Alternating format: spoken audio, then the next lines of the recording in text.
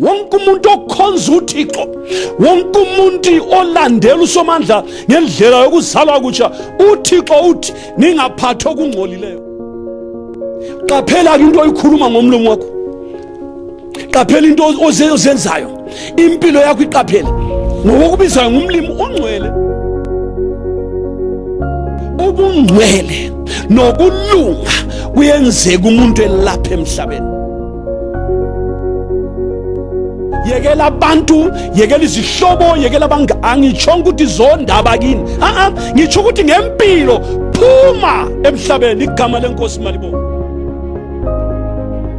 Kepha ngomthandazo, glory to God, kepha ngezinyembezi, kepha ngokuzila ukudla, kepha ngokunikela impilo yakho kuye.